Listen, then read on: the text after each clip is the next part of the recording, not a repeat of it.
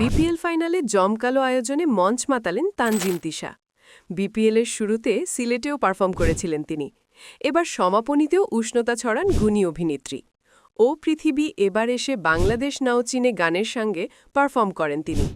শুক্রবার সন্ধ্যা ৬টায় শুরু হয় বিপিএলের দ্বাদশ আসরের ফাইনাল। বিপিএলের ফাইনালের আগে দর্শকদের জন্য ছোট পরিসরে সমাপনী আয়োজন রেখেছিল বাংলাদেশ ক্রিকেট বোর্ড বিসিবি।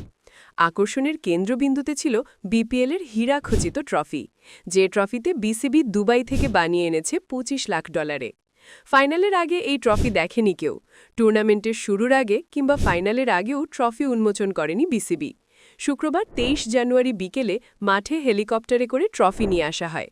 জাতীয় নারী দলের অধিনায়ক সালমা খাতুন ও যুব বিশ্বকাপ জয়ী অধিনায়ক আকবর আলী সহ আকর্ষণীয় ট্রফি মিরপুর শেরি বাংলায় অবতরণ করে বিকেল 4:30টার পর। এর আগে মিরপুর স্টেডিয়ামের আকাশে কয়েকবার চক্কর দেয় ট্রফি বহনকারী হেলিকপ্টার। বিপিএলের ফাইনালের দুই অধিনায়ক নাজমুল হোসেন শান্ত ও মাহেদী হাসান ট্রফি উন্মোচন করেন। লাল মখমলের কাপড় সরিয়ে দুই ফাইনালিস্ট অধিনায়ক ট্রফি উন্মোচন করেন। বড় পর্দায় প্রথমবারের মতো ট্রফি দেখে উপস্থিত প্রায় ১৫,০০০ দর্শক চিৎকার করে ওঠেন। সালমা ও আকবর ট্রফি নিয়ে নিচে নেমে আসলে ক্ষুদে বাচ্চারা একপাশে দাঁড়িয়ে ট্রফির দেখা পান। এরপর নিয়ে যাওয়া হয় ডায়াসে, যেখানে নাজমুল ও মাহেদী ট্রফি উন্মোচন করে। এরপর আয়োজকরা খোলা গাড়িতে করে ট্রফি পুরো মাঠে প্রদক্ষিণ করেন। এ সময়ে রং বেরঙের কালার স্মোক ছড়ানো হয় পুরো মাঠে।